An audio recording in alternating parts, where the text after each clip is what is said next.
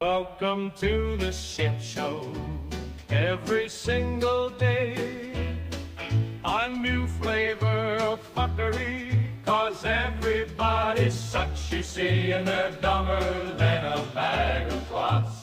Monday, bullshit. Tuesday, bullshit. Wednesday, what the fuck? And then 4 more days of increasingly stupid, ridiculous, ignorant, boulder dash, poppycock, bollocks, and fuckery. Well, I wasn't going to stream tonight, or at least not the news, but my live stream that I was going to do got postponed slightly because I was going to work on my car, but I wasn't able to get the stuff to work on the car until like 3 hours ago, and I decided I'd want to get an earlier start doing this, so we'll do it tomorrow. Anywho, let's see. Get my little news articles all prepared. Oh, no, actually, yeah, they're all prepared. Actually,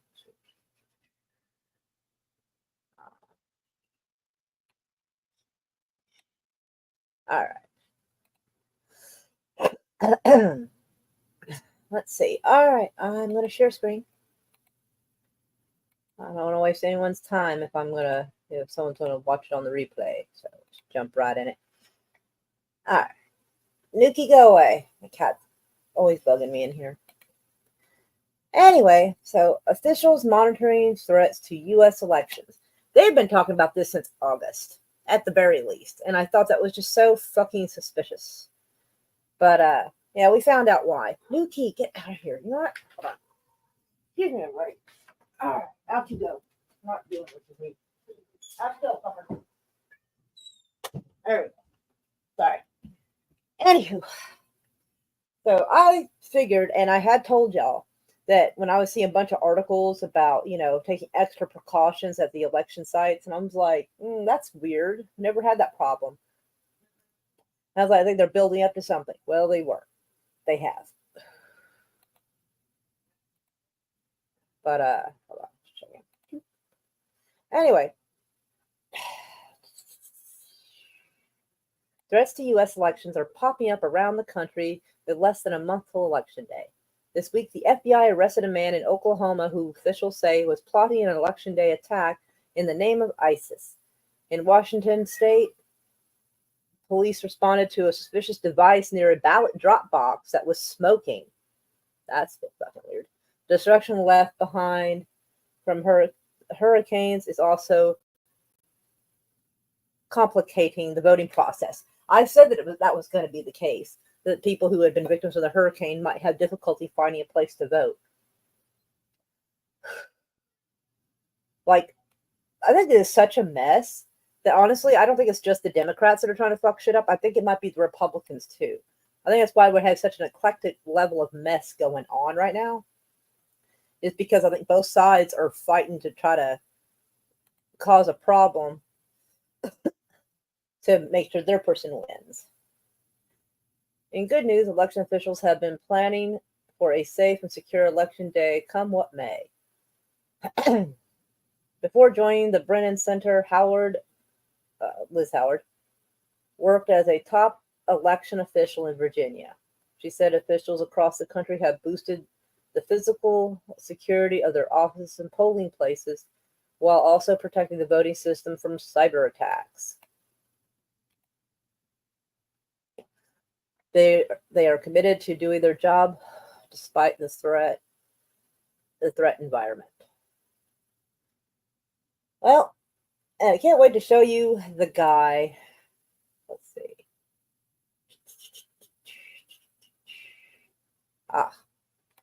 Let me just bring this right over here because we're going to check this out because they're going to be talking about the guy from Oklahoma City.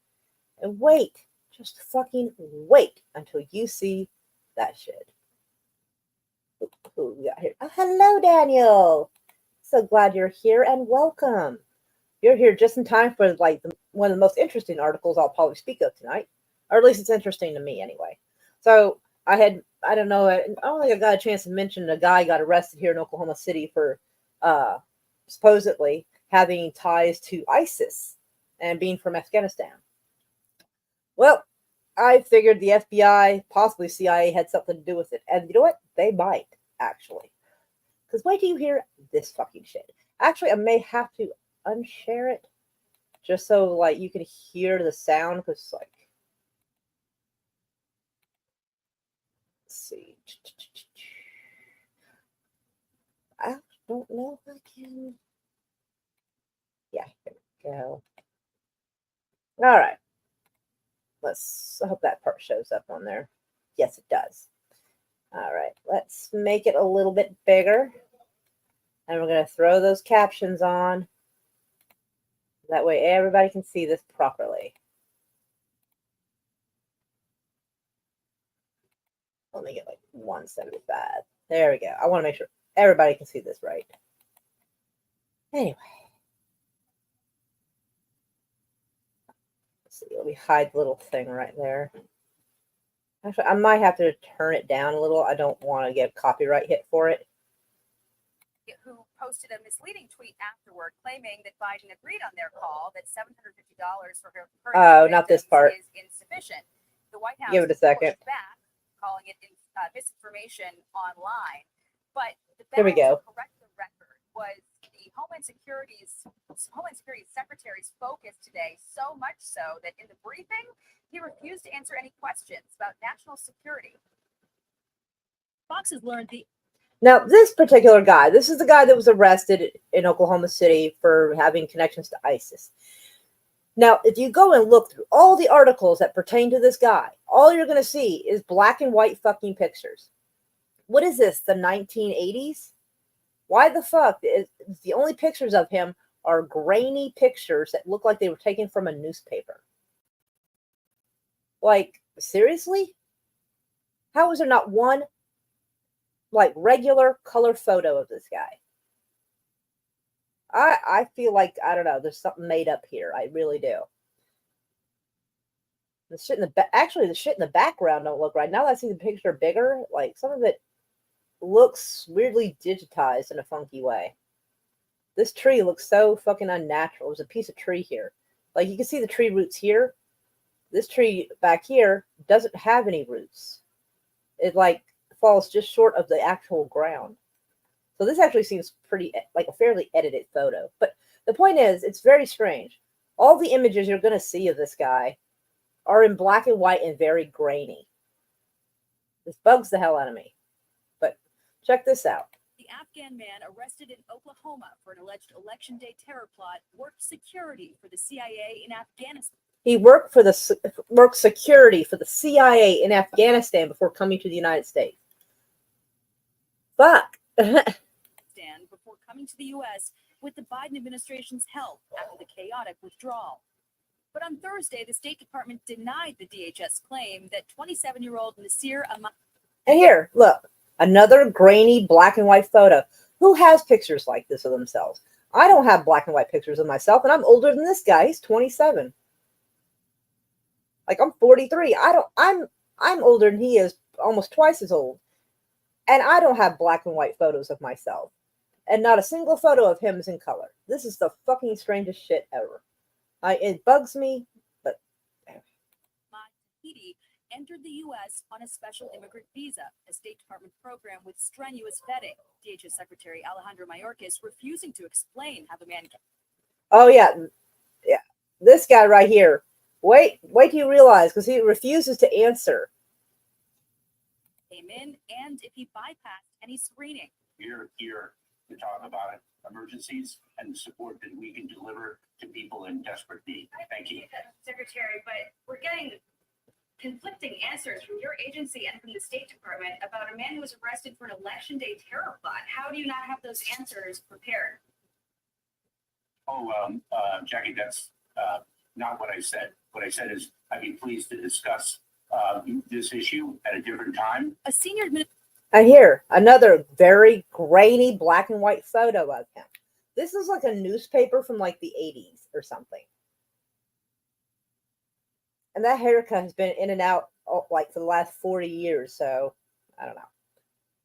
But yeah, he refused to answer. He's basically like, I have the answers. I'm just not going to discuss it right now, basically. Administration official now tells Fox Tahiti passed 2 levels of screening, one to work for the CIA and another for humanitarian parole, before DHS flew him in 10 days after Afghanistan collapsed. He later passed a 3rd round of screening when he was approved for special immigrant status, a pathway to a green card. He was cross-checked against terrorism databases, Interpol notices, and more, and nothing raised a red flag at any time. Officials believe sometime in the years that followed, he was radicalized.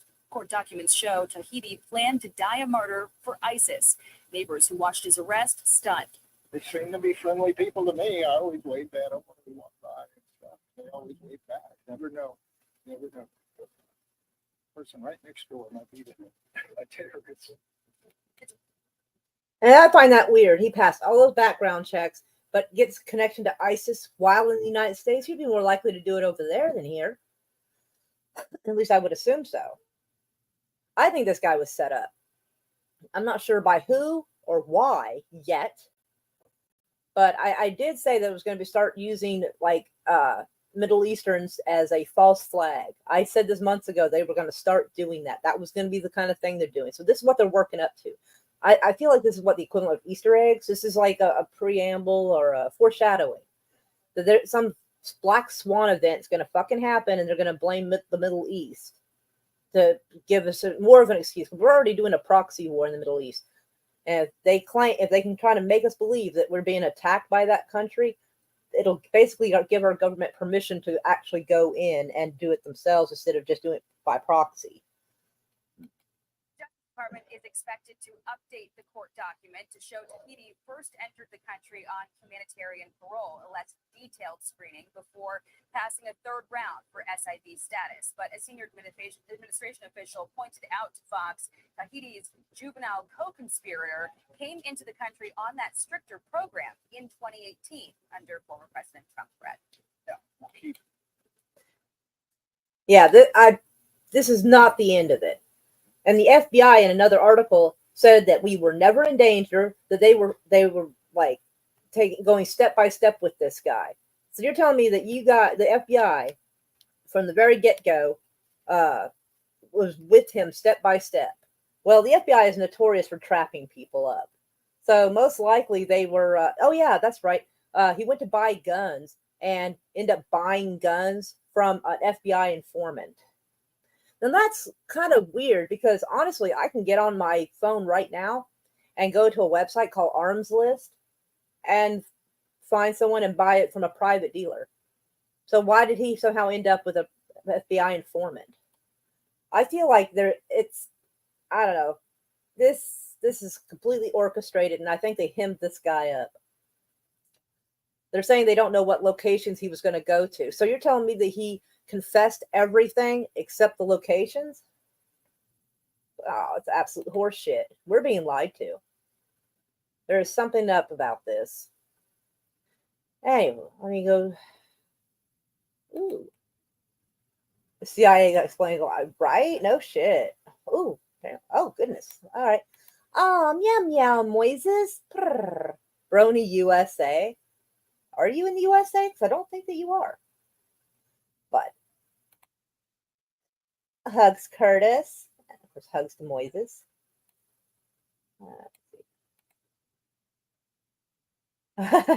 Right. Oh, lots of hugs, Miss Frosty. So glad that you're here. Oh, hello, Frosty Broccoli. So glad that you are here as well. See, I know. Yeah, soon. I already knew this was suspicious, but when they said that he got a clearance to work at the CIA, I was like, you got security, but still. I imagine that's pretty tough vetting, but I can't imagine what they've probably done to the guy. Like, if they're saying he worked as security, I feel like there's more to it, because we only get told half the story. So if they're telling us that he worked as security at the CIA, and they know what we're going to think of it. They know. So there's got to be more to it than they're saying. To get a war, yeah, yep, absolutely. Oh yeah, well, we're already in the middle. We're balls deep in a proxy war right now. I feel Trump assassination tempo is the one with the ear thing. I still think that oh, what's her fucking name? That crazy bitch that was running for office for president. I can't remember her name. Hey, Nikki Haley. I'm convinced that first one was actually Nikki Haley. She had everything to gain from that. Anything after that, I don't know. I feel like a lot of it was a setup to get sympathy for Trump. Oh, you are in the U.S. My bad. My bad. All right. Let's see. Dun, dun, dun.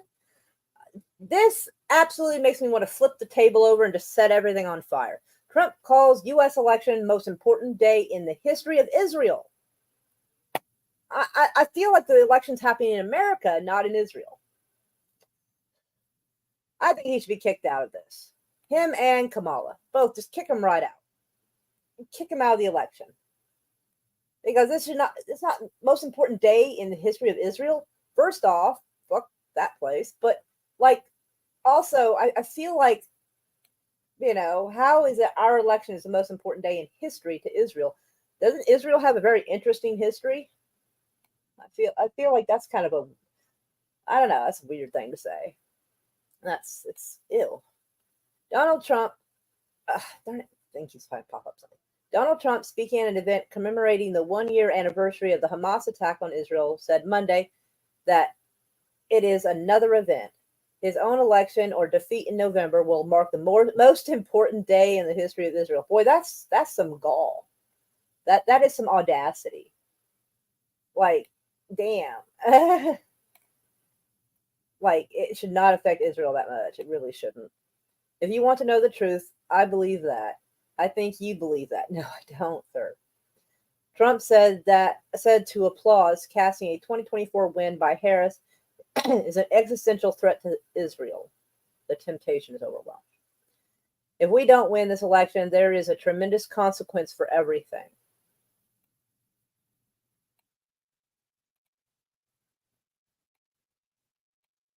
The former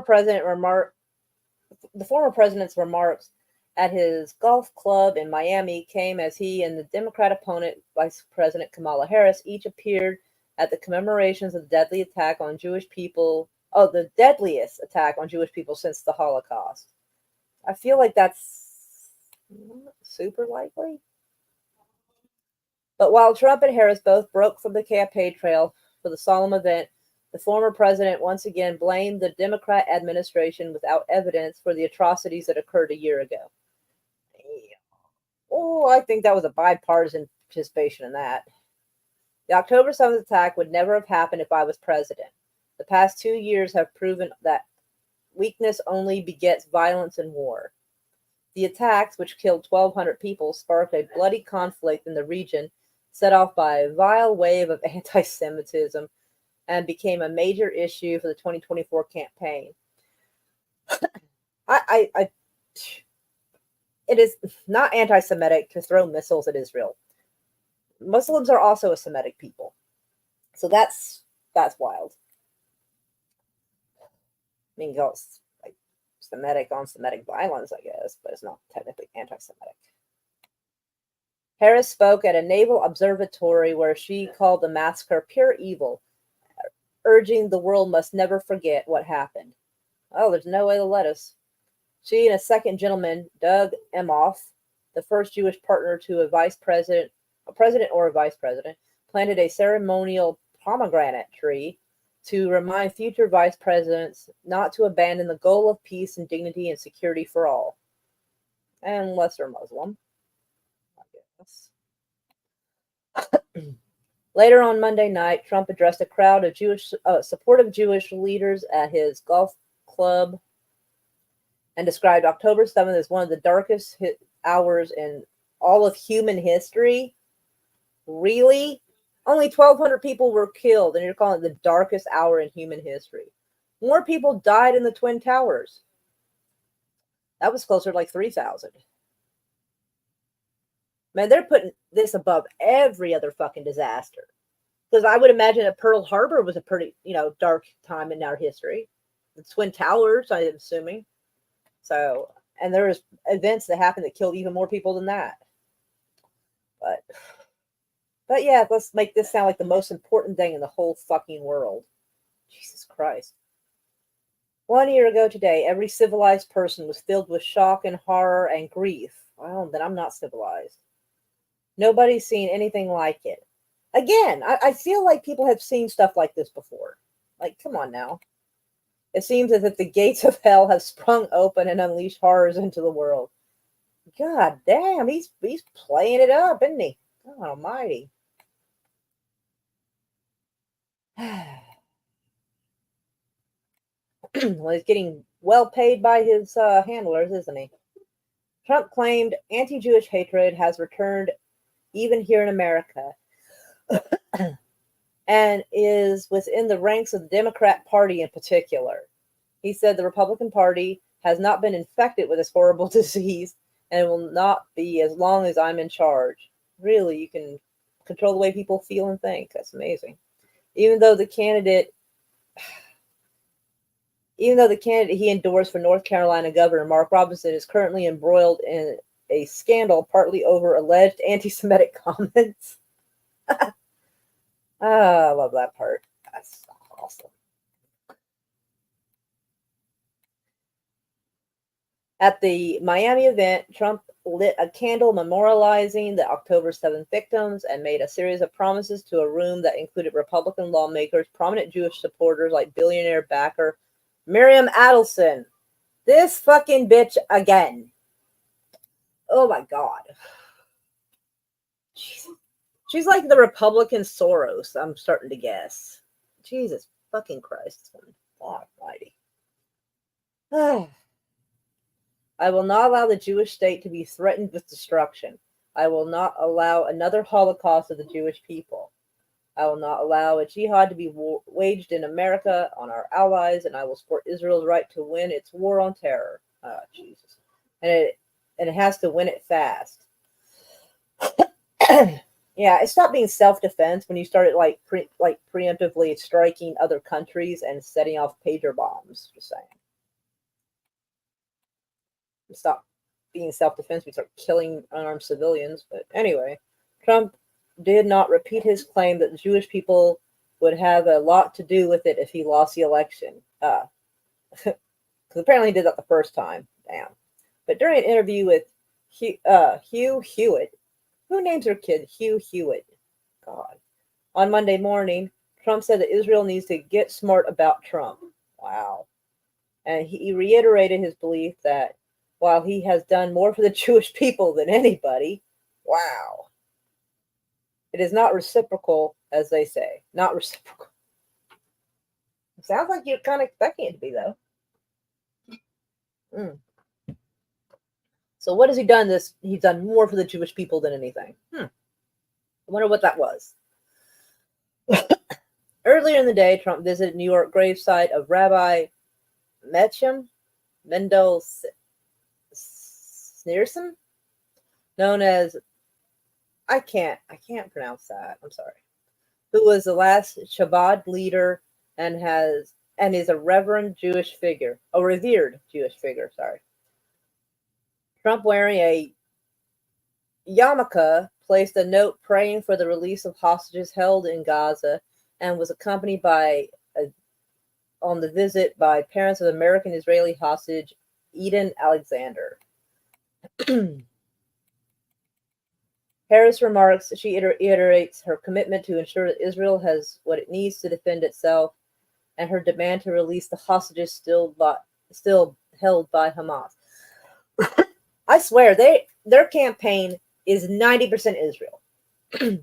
They're barely talking about what they're going to do for us. Perhaps Kamala and Trump should go over to Israel and run for office over there. How about that? If that's where your loyalties lie, then by all means, take your happy ass over there and go into politics there. Harris also mentioned Palestinians, who she called for relieving the immense suffering of innocent Palestinians in Gaza who have experienced so much pain and loss over the years. I don't know, she had enough sense to mention that. We must continue to see light amidst the darkness. As Harris and Imhoff spoke, protesters gathered outside the Naval Observatory and were chanting, and their chanting could be heard throughout the vice president's remarks.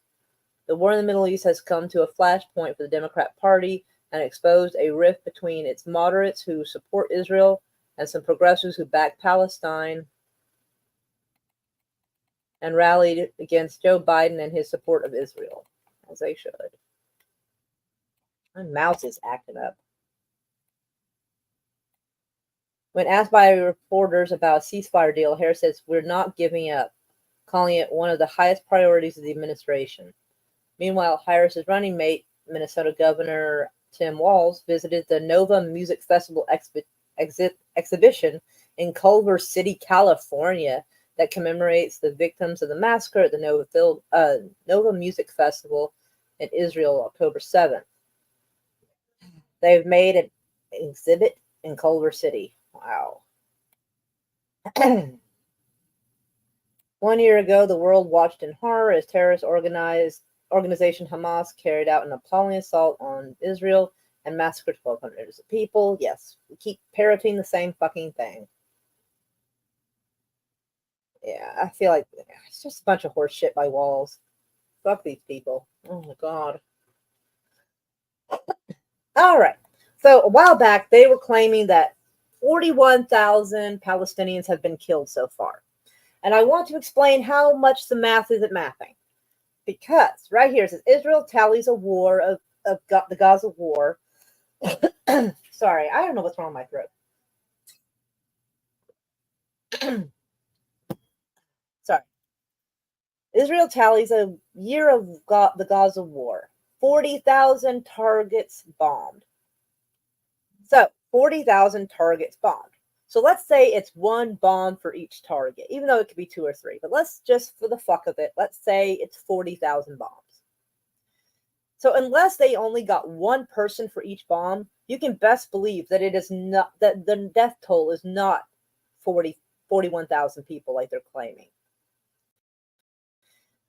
Even if they got as little as 2 people for each bomb they dropped, that would still bring the death toll to 80,000 people. But I bet you they got more than 2 people per bomb, the 40,000 bombs they dropped. Let's see what, I'm not good at mathing, but even if it was 5 people, I'm just saying, like, because if these numbers right here are to be believed, I have a little bit of dyslexia, so I'm going to cheat a little bit here. Let's see, 40,000. Let's say times 5. Let's say they only got 5 people every time they bombed. That's 200,000 people that would be dead. And we could argue that. Let's say they only killed 5 people each time they dropped one of those bombs. That would be 200,000 people dead, not 41,000. I mean, I'm not good at statistics, but I think when you have a bunker buster type bomb go off in a populated area, I feel like it's likely that you're going to get more than 2 or 3 people each time you do that. I mean, statistically, it just seems likely, doesn't it? So they've dropped, and like I said, 40,000 targets have been bombed. And they might have dropped 2 or 3 bombs on each spot. But let's just pretend just 1 bomb for each spot, that's 40,000. We'll make the numbers nice and fucking simple. So yeah. So actually, I think the death toll is probably closer to 200,000 people. I use my calculator on my phone just to make sure because numbers like to get mixed up in my head. So holy fucking shit. So yeah, when they said, they decided they weren't going to tell us a death toll, yeah, I fucking believe it. They're hoping that we won't freak out. Like, well, 41. I do freak out at 41,000 people being dead. I absolutely do. Especially when I think 15 or 20% of them were kids. And by kids, I mean 17 and younger. Although a lot of them were a lot younger than 17. So yeah. So I'm going to just be the first one to say I think it's probably close to 200,000 people dead. And honestly, we're lowballing it. Because remember, that's just the idea that 40,000 bombs killed 5 people each time it was dropped. See what I mean? I'm lowballing it. I just figured 5 was a nice, simple number to work with.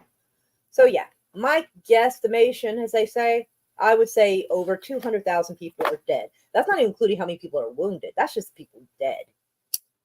So yeah, this is like, if people don't think that's a genocide, I don't know what to fucking tell you. Because holy fuck. So, all right. Next article. Well, actually, let me go check on everybody real quick. Let me go and get over here. Oh, hello, Sashi. Yes, up here. The Khmer Rouge regime lost life. Oh, yeah, I've heard about that. Yeah, the Khmer Rouge. Yeah, Cambodia. Yeah. I heard about it, but, like, I haven't studied it. Adelson was at the convention bragging about how the puppet Zion Don does every single thing they want. When he got up there and doubled down, saying not only did he do everything he gave them and did things not asked. Yeah, that's creepy as fuck. Miss Rusty. Indeed. I was saying that about the conservative leaders in Canada standing in front of the Israeli flag talking about deporting people. Now doing deport Pierre hashtags. Off to Tel Aviv with you. Yeah. Brett, and with banners, ban the terrorists. Oh yeah, I saw the ban the terrorist bit. While standing in front of an Israeli flag. The irony is not lost on me. Abhorrent. It is. It so fucking is. These articles I read were like 42% were kids and 27% women. That's possible. I mean, I definitely know it's a high number of kids. It's hard to even try to guess. I mean, I guess we'll go with 42. But, I mean, any percentage is appalling and horrible. But yeah, 40,000 targets bombed. Yeah, I think a safe bet is and imagine, I mean, you know what? I'm just going to be frisky for a second. Let me back this up. 40,000 times 50. Like, one could argue that maybe they got like 50 people. I think sometimes they get more, but let's say 50. Let's see if it averages out to 50. Because sometimes, you might get 100 people killed. Sometimes it's less, but let's say 50. Oh, Jesus Christ. That turns into 2 million. Fuck. That's frightening. But yeah, I like playing with numbers a little bit, especially with a calculator. Well, let's say 10. Yeah, if it was 10, it'd be 400,000 people. God, the amount of children, I can't even, oh, God. And I think this is why they're freaking out and doing all this. Because one, not only are they, hold on. I even looked up the other articles, but it sounded so high, right? Well, they all say the same thing because they're all basically controlled by the Associated Press. Like, we have, 6 corporations that own all the media? But sometimes a little bit of truth here or there slips through. Like, I believe they bombed 40,000 targets. I absolutely believe that they did. And so, yeah, then you just calculate from there. You just take your guess. So, yeah, the government's trying to placate us with, 41,000 people died. Well, first off, I think that's too many anyway. But, yeah, now that we just did the math, I think we know a better idea of what the real numbers. And again, the 200,000 is lowballing it. That's just in the concept that 5 people died each time a bomb was dropped. Although I'm quite sure it was higher. I think one of the last bombs they did the other day or something, I think it was 27 people were killed. Actually, that was in Lebanon. Oh, yeah, because this is in Gaza. This is not even calculating the people in Lebanon they've killed. Oh, fuck. So they've probably killed well over 200,000 people in Gaza. Honestly, I think it's closer to 2 million. But yeah, we got to consider how many people they've killed in Lebanon as well, and possibly Syria, because they've been throwing a few things over at Syria. And I think they try to provoke shit with Iraq. Anyway, all right. I'm going to leave that one up because I'm going to make a TikTok about that later. The DNC releases first ever ad campaign targeting third-party candidate Jill Stein. Congratulations, Jill Stein. I know it sounds sarcastic, but congratulations to Jill Stein for being such a threat to the Democratic Party, they feel like they have to trash her and they have to spend the money to do it. Congratulations, girl. You've hit the big time. I'm proud of you. This is one of the cases where if you've got haters, you're doing your job. Good for you, Jill Stein. I love it. I love this. I don't like that they're being mean to her, but I like that she's enough of a threat than putting her name out there. But that's good, though, because the people who want to vote for her, they're going to vote for her. And the people who didn't realize there's more than just Trump and Kamala to vote for, it's going to bring her name up to the front for them to check out. So this could be good for her. You know,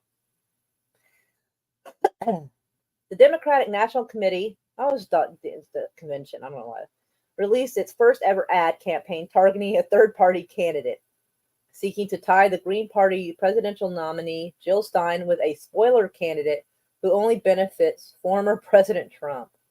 Oh, whatever.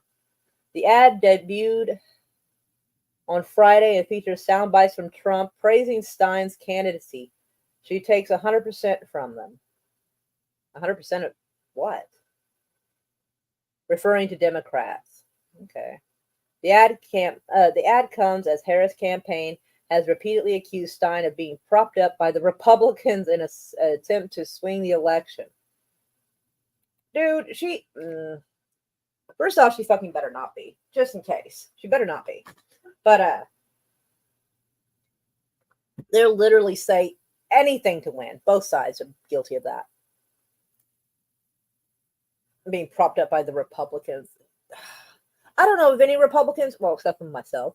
I don't know of any other Republicans that want her. I mean, they might. It's just that that's not the people my TikTok has been attracting in the last year. But, man, there's some stoners coughing in the other room. God damn. Why are Trump's close allies helping her? I doubt that they are. Stein was key to Trump's 2016 win in battleground states? Oh, shit. I don't know about that. She's not sorry she helped Trump win. That's why a vote for Stein is really a vote for Trump. Really? Well, you know what? I'm still going to vote for her. I'm not going to sit here and take voting lessons from these fucking crazies up here. Like, now. If enough people vote for Jill Stein, then it's not a vote for Trump, is it? Today, the DNC is releasing its first ever ad focused on third-party candidates. Trump likes that Jill Stein was in this race because Jill Stein can't win, but she can help Trump win. Well, y'all didn't say that last time she ran, but okay. Y'all are extra desperate now.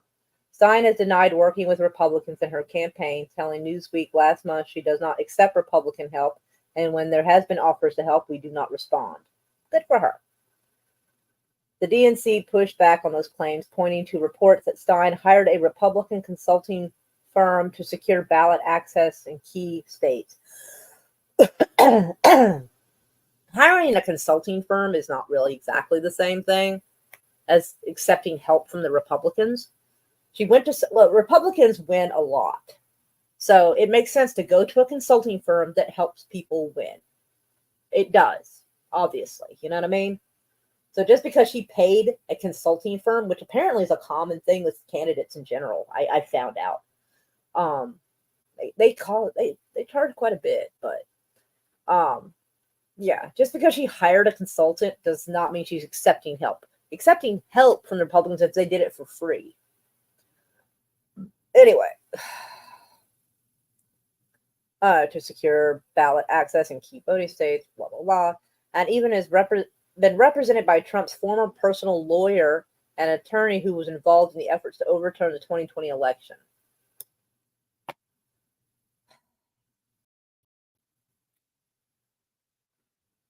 Boy, they are just hard up as fuck, aren't they, to slander her name.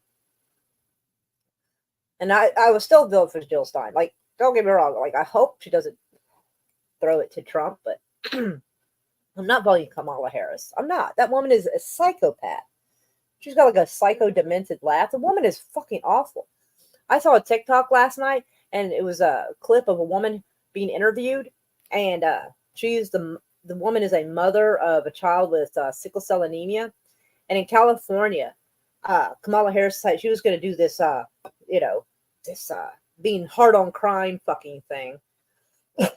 and she's going to fight truancy. And of course, this girl with sickle cell anemia has can go to school probably like 3 times a week and has to spend the rest of the time in the hospital a lot of times or at home. And she gets doctor's notes. The school understands this. The school is fine with this. But Kamala Harris was not. So they arrested, one of the days the little girl went to school, the police came by and told her they had a warrant for her arrest for truancy because she missed too many, her daughter missed too many days at school. And they arrested and perp walked the mother. And supposedly this truancy thing was to prevent kids from going into gangs. So the caption of the picture of this mother whose child had sickle cell anemia, mind you, and the kid was like 11. I think the child was like 11 years old. So, yeah, the caption was talking about, trying to keep kids out of gangs. So anybody who looked at that picture would assume that she was the mother of a gang member. Holy fuck. So the woman spent a little bit of time in jail. And one of the things that Kamala Harris said was that, she was fighting this because the school was losing too much money. Because I guess they get a certain amount of money depending on the attendance of the students. And so she was claiming that like hundreds of thousands, maybe millions of dollars was being lost because, a certain amount of kids weren't making it to school on time. So, yeah, they arrested that mother and they arrested another mother who also had a sick child. And then eventually the situation got so bad that Kamala Harris had to abandon that fucking project. And then lied on TV claiming that they never arrested any parent. It was fucking crazy. Anyway. All right. Next article. What is the headline on this? Oh, okay. Seymour. Let's see if we can make this a little bigger so everybody can see it. Well, let me read the little thing real quick. An IDF soldier says she warned of Hamas attack on October 7th. Some Israeli troops sounded the alarm for a potential Hamas attack, but it was ignored in what is now being called Israel's biggest or greatest intelligence failure. A failure of intelligence is definitely a proper word for that.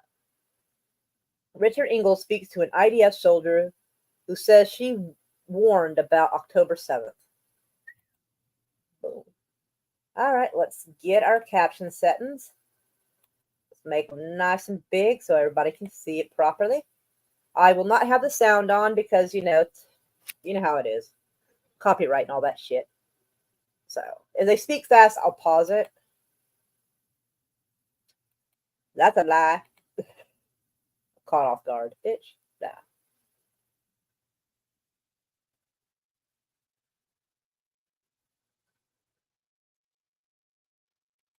I'm gonna make the captions a little bigger, I think, because I know it's gonna be kind of small on what y'all are seeing.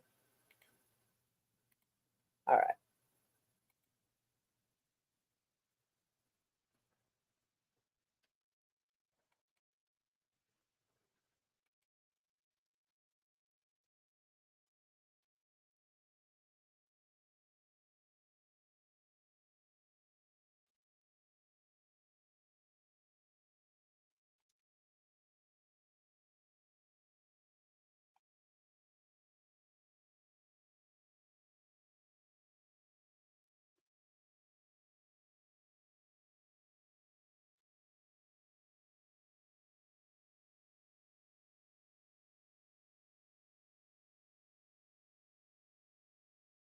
Oh, sorry, the stupid ad.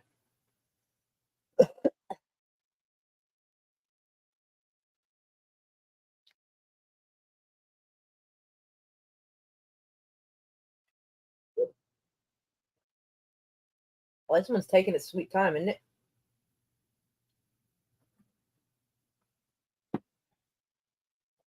I feel like the beginning of this would have been the best time for an ad, not the middle of it.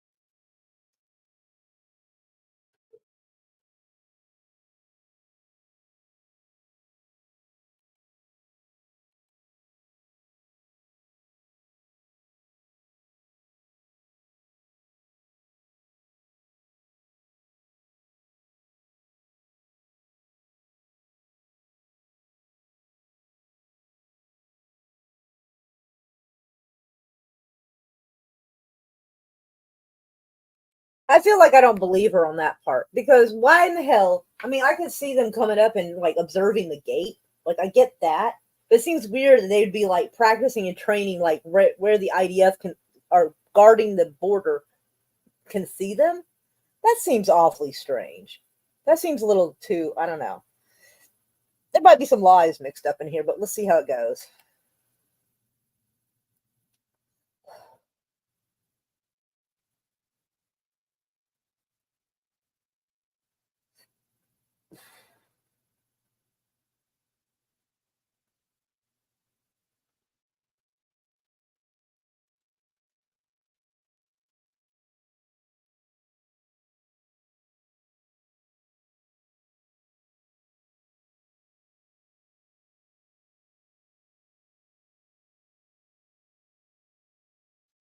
Let me back up a smidge. I want to show y'all something real quick.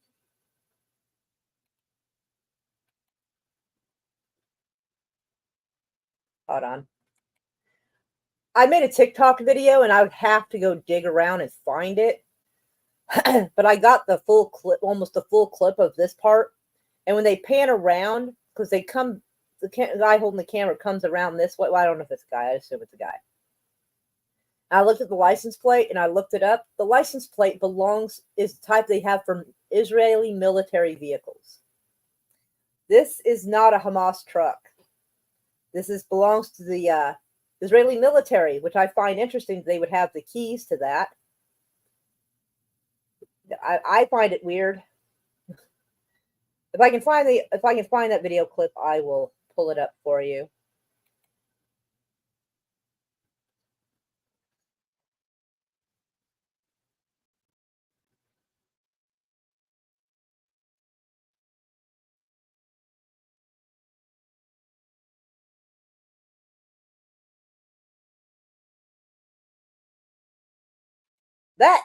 That is probably also very true.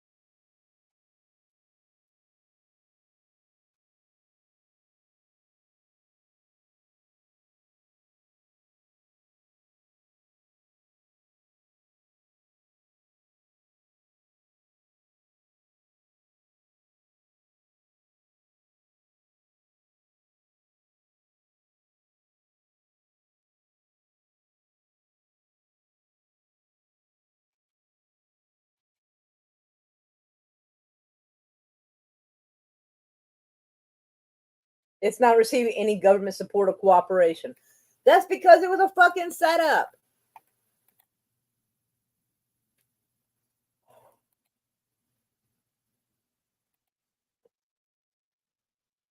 Obviously. Let me come back over here and chat with everybody for a second. Actually, abhorrent. Yes, sir. Yes, sir, it was. And since you weren't here for the last live stream, I will try to pull it up for you. Because holy fuck, it definitely was. And sorry, I've been getting some hairballs. The room is a little dry. Sorry. Anywho, yes, it was planned. And there has been rumors circulating that Hamas was created by Netanyahu, or was created by Israel specifically. And well, I found something interesting. My last live stream, I covered it, and I will show it again. As soon as it lets me. Okay, there we go. Ooh, uh-oh. Let's see if we can get it to load properly. This article is August the 8th, 2023. So this was before October 7th, obviously, because we all own a calendar, so we know how that is. Protesters against Hamas reemerge in the streets of Gaza. So you remember how when Netanyahu started just wiping all of them off the map, he claimed that all of them were Hamas. They're Hamas. Their children will be Hamas. Come on. Anyway, well, I found something very interesting. Demonstrations have broken out again against the terror group that rules over the impoverished enclave, though such movement has been short-lived in the past. So, hold on. Look at these. Shit tons of Palestinians are protesting against Hamas. Most of these people, sadly, are probably dead now. On July 30th of 2023, thousands of people throughout the Gaza Strip took to the streets demanding better living conditions in a rare display of public anger against the Hamas regime. The following Friday, August the 4th, hundreds of people rallied again in various parts of the enclave. Protesters were rallying under the slogan, "We want to live," the same slogan used in the last round of protests March and April of 2019. So they may not have protested often, but they did protest. The demonstrations have been organized by an anonymous Instagram account under the name Al-Virus Al-Shaker, or the Mocking Virus, which has 160,000 followers. Various anti-Hamas activists in exile have joined, urging Gazans to take to the streets for better living conditions. Given the near-complete absence of free media in the Strip, it is difficult for the outside analyst to gauge how many people participated in the latest rounds of protests. According to videos circulating in social media, numbers seem to be significantly larger in the first demonstration than in the second, when Hamas security apparatus adopted preemptive measures. So Hamas was trying to stop protests happening. The Gazans were protesting against them. So this is the times of Israel. So there's no way that Netanyahu wasn't aware of this. Because, I mean, it kind of be weird if he's not reading his own, country's news publication, you know? So I think it's interesting that these people here were protesting against Hamas, but when he started killing them, he claimed they were all Hamas. How likely is that? Now, this would make some sense if a lot of these people were killed, and Israel likes to butt its nose in all up into Palestine business. So it seems odd that Israel wouldn't have tried to step in or something and encourage these people and try to help them not be in trouble by Hamas if, they're against Hamas as well.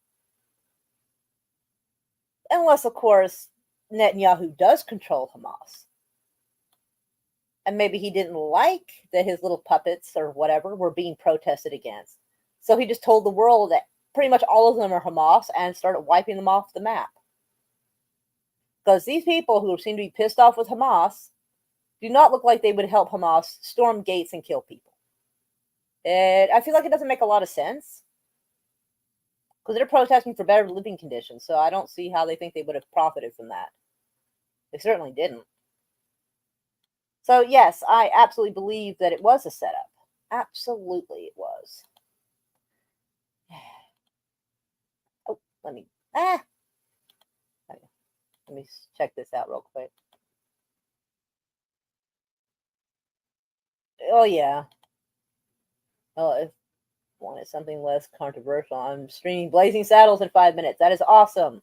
I love it.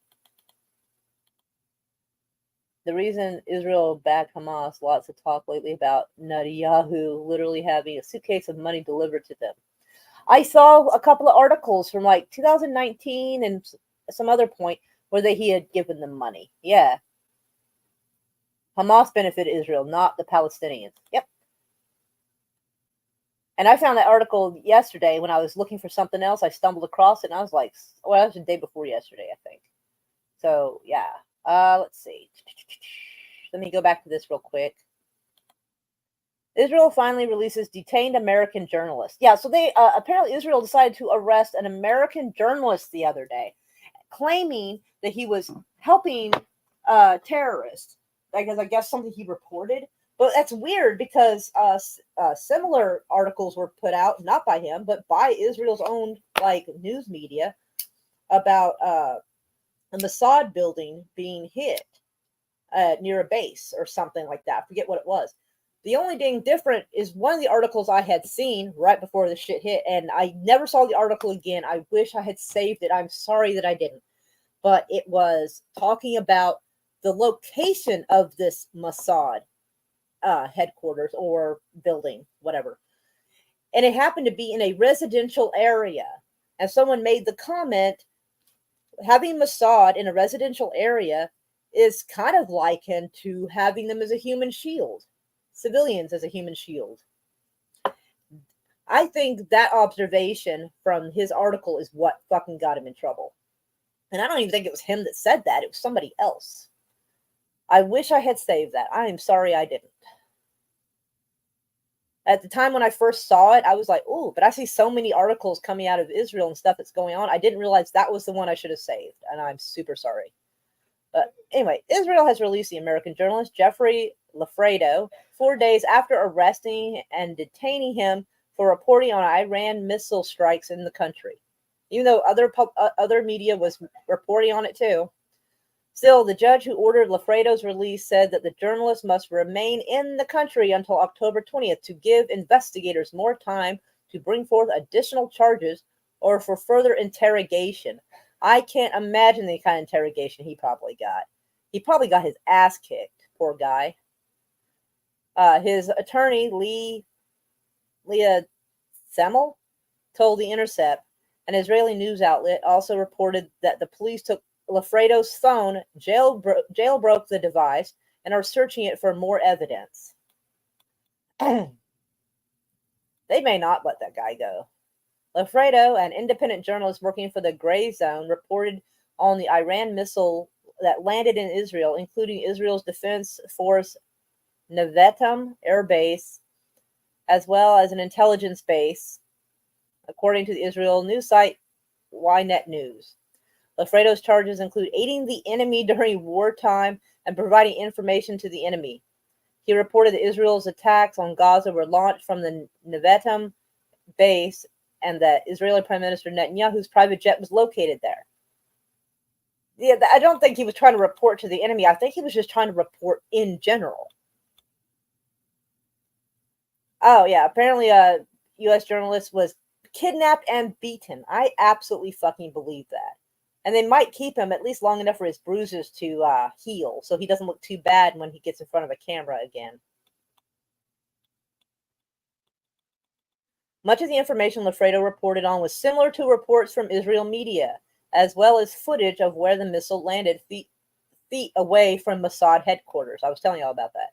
The arrest drew the attention of the U.S. government, like they're going to do anything, and representatives from the U.S. Embassy in Israel attended a hearing in Jerusalem Magistrate Court where police requested to extend his detention. Yeah, so they want to hold him, interrogate him, which probably involves beatings, because hell, that kind of shit happens here. You know what happened there. According to Semmel, the charges against Lafredo carry a maximum sentence of life in prison or death. Boy, this guy is getting absolutely snowballed here. He is. And our government's too much of a coward to do anything about it. Israeli authorities argue that Lafredo's reporting aids Iran in studying future targets. Well, if they manage to hit a missile to Mossad headquarters, odds are they already fucking know where everything is. Duh. The IDF censor barred Israeli media from publishing the exact locations where Iran's missile landed. Obviously, they fucking knew. He published the information openly and fully without attempting to hide anything. Oh, yes, because how dare a journalist put all the information out there? Oh, dear. This is information constitutes aiding the enemy. Many other journalists in Israel, including Israeli reporters, should also be arrested, Semmel said. A spy would not have acted so publicly and transparently. Right? No shit. Police in Israel argued that for Lafredo to be detained for 7 days, only to be overruled by a judge who ordered a one-day detention. On Thursday, a different judge ordered Lafredo's release, and an Israeli journalist testified that Lafredo's reporting did not violate the government censor, saying that Israel's outlet only had produced similar work. However, the police filed last-minute appeal late Thursday to keep Lafredo in custody. Boy. Well, at least they have some honest judges there. That's at least something. Shit. They're going to try to put this guy in for a long time. On Friday morning, a district judge finally ordered Lafredo's release, citing a lack of evidence and stating that he does not pose a threat. Israel's year-long war in Gaza has killed at least 128 journalists. My TV glitched. And media workers. According to the Committee for Protect Journalists, and Israel has refused to allow international journalists into the territory to report on the war. It seems the country might be afraid of what independent journalists will discover. That is exactly the reason. That is absolutely it. Because CNN, Fox News, they get their marching orders. Independent journalists, a little harder.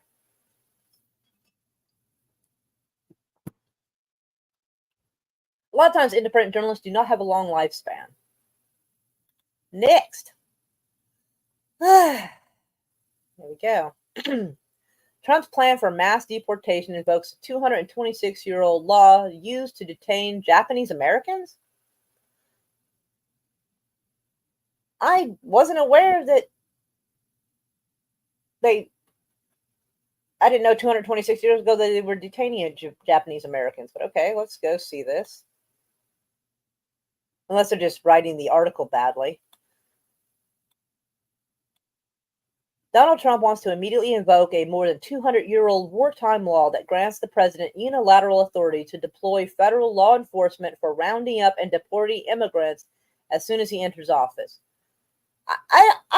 Is that like some posse comitatus type of shit? Because what the fuck? The former president, speaking from Aurora, Colorado, on Friday, told supporters that he plans to revive the Alien Enemy Act of 1798, which would give the president unprecedented ability to target foreigners for removal without hearing or due process based solely on their place of birth or citizenship.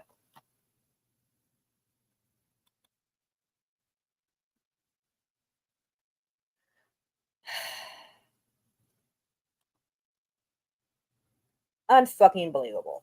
I'm sitting there trying to decide what things I should say, and I'm like, I'll get myself in trouble. Is Operation Aurora, named after Colorado City he has denigrated as a war zone for migrant crime, would also dispatch elite squads of ICE, Border Patrol, and federal law enforcement agents, officers to hunt down, arrest, and deport every last illegal alien gang member until there is not a single one left. First off, that sounds like a hell of an undertaking. Now, don't get me wrong, getting rid of gang members, I get that. But, like, at what point do they start accusing people of gang behavior and they're not actually gangs? Because I feel like he wouldn't stop at gangs, though. You know?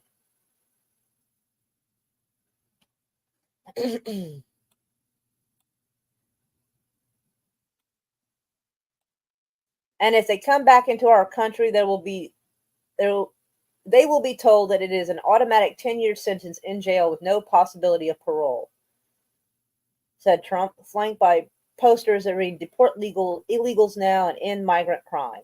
And I'm hereby calling for the death penalty of any immigrant that kills an American citizen. Well, okay. Damn. All right.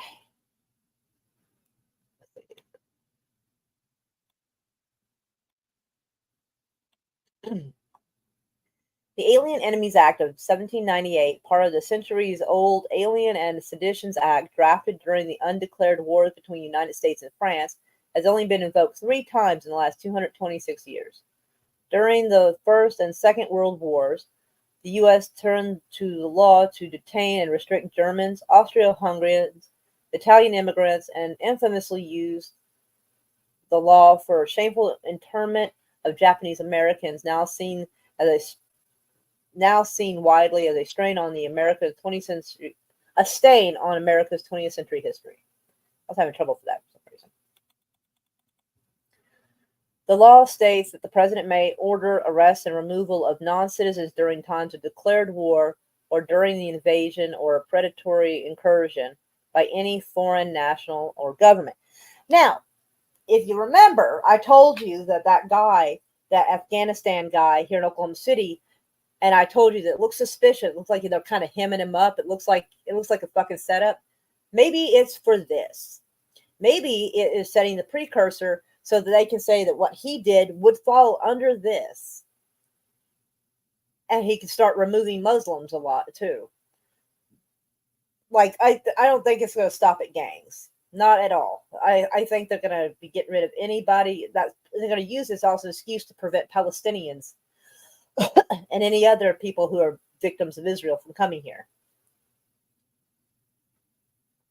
And this happens because they know, and you know, that a lot of times when you finally take your boot off someone's neck, they might come after you. So they feel safer just keeping the boot on the neck. The law states that the president may order the arrest and removal of okay, got that part. Only Congress can declare war per the Constitution, but Trump and his allies and right-wing legal groups want to interpret the law more broadly. Of course, because why not? By expanding the definition of invasion and predatory incursion to mean border crossings, and for drug cartels or criminal gangs to be considered a foreign nation or government. Well, fuck. I feel like this could go very badly. Trump has frequently mentioned the law when discussing his immigration agenda as far back as 2016. He first mentioned his plans to invoke the law for his mass deportation plan during a campaign last month, following months of violent anti-immigration rhetoric and behind-the-scenes planning for a large-scale immigration enforcement in the 2024 race.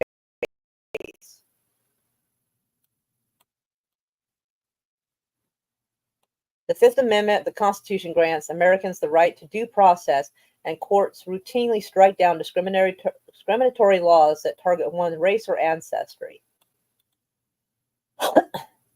Legal scholars, civil rights groups, and Democratic elected officials have pushed for repealing this law, but legislation has stalled in largely deadlocked Congress. Can't imagine how that happened. The Brennan Center at NYU School of Law has warned that the law is dangerously outdated and ripe for abuse. Yes, it is. Although the law was enacted to prevent foreign espionage and sabotage in wartime, it can and has been wielded against immigrants who have done nothing wrong, have evinced no sign of disloyalty, and are lawfully present in the United States. Sorry. The organization explained it is overbroad authority that may violate constitutional rights in wartime and is subject to abuse in peacetime. I agree. The Independent is the world's most free-thinking news. Okay, I think they're wanting donations at the bottom part of them. I don't have any money. Sorry. And for something completely different, I thought this was wild. I saw another article where the headline was, apparently Christopher Columbus' remains were found. Well, how do you know it's actually his? I mean, they didn't really clarify, and I should have kept that article too, but we got this one, so let's do it. More than 5 centuries after he reshaped history by opening up the New World to European exploration, scientists have said they are ready to reveal the truth about the origins of Christopher Columbus.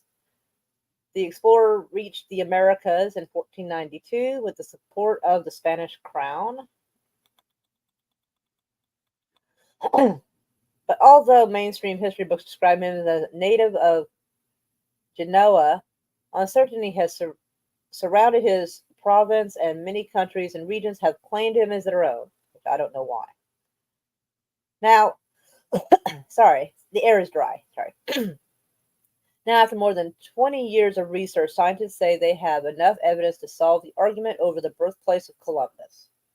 In 2003, Jose Antonio Lorente, professor of forensic medicine at Granada University and historian of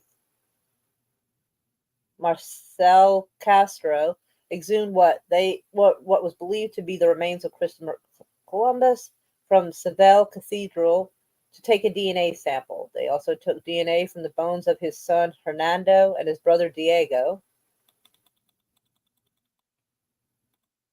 Since then, they have compared the DNA with that of historical figures from different countries and regions in order to solve the mystery, using technological advances to ensure the veracity of the results. The answer is expected to be revealed in a documentary film due to be shown by Spain's national broadcaster on Saturday, which is a national holiday marking Columbus's arrival in the Americas. Ahead of the broadcast of the film, billed as a documentary thriller, seems a bit odd, the forensic team has revealed one result of its research, and that the remains exhumed from Seville were indeed those of the explorer. Well, he wouldn't have much of a, movie or video if he didn't find him.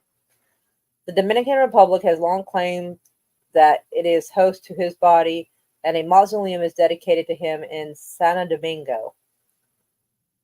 In presenting this finding, Professor Lorente said that we have been able to prove beyond all doubt with new technology the previously unconfirmed theory that the remains in the Seville are those of Christopher Columbus. However, the team has said it is possible that some remains of the explorer are in the Dominican Republic, which did not cooperate with the project. But Columbus's birthplace is the biggest enigma. The widely accepted theory is he was born in Genoa in 1451 to a family of wool weavers. In 1492, he led an expedition backed by Spain's Catholic monarchs seeking to establish a new route to the Far East. Instead, he reached the Caribbean, marking the beginning of a period of European contact with the Americas, which would lead to the conquest and settlement and the deaths of millions of indigenous people. Well, at least they're adding that in.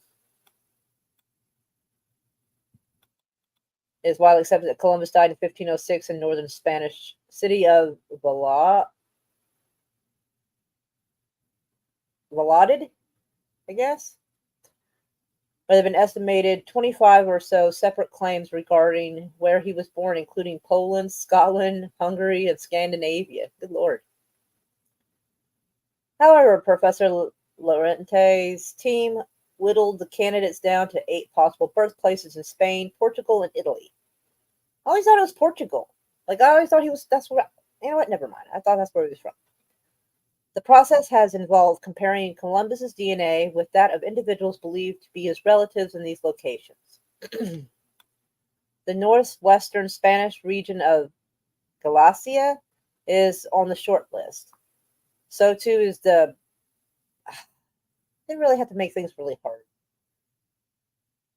Mallorca, I guess, with the theory that Columbus was the illegitimate son of Prince Viana, brother of King Ferdinand, who endorsed his breakthrough voyage. Another hypothesis proposed that Columbus was Jewish from the Mediterranean port city of Valencia. His obscure early life, according to theory, can explain that by the fact that he sought to hide his Jewish background to avoid persecution by the fervently Catholic Spanish monarchs. I would say something, but I know it'll get my channel shut down, so I won't. But I'm sure Brett can guess. In Portugal, one theory states that the explorer was a nobleman pirate whose real name was Pedro de Atede. I feel like this article is just going to go on for fucking ever, and I can't pronounce most of this. But the BBC put it out, and that is the headline, so if you want to check it out later, you can. Anyway, so I think I got this about covered. I can get rid of this one too. I'm going to make a TikTok about that though. Let me go up here.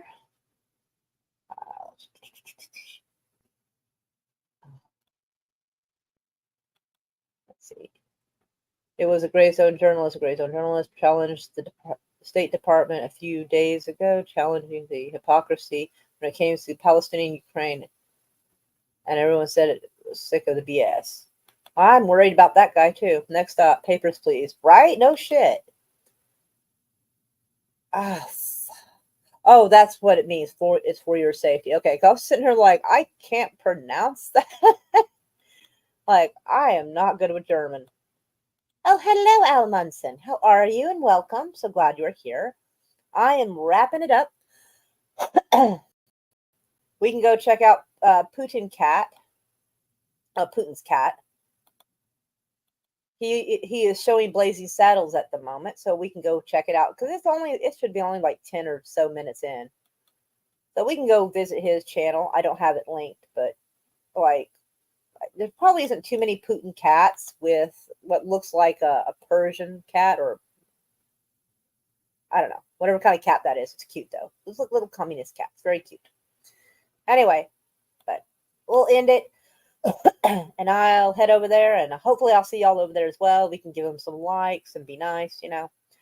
Anywho, but yeah, but it is time to play our little song. I love y'all. Welcome to the shit show. Every single day, a new flavor of fuckery. 'Cause everybody sucks, you see, and they're dumber than a bag of clots. Monday, bullshit. Tuesday, bullshit. Wednesday, and then 4 more days of increasingly stupid, ridiculous, ignorant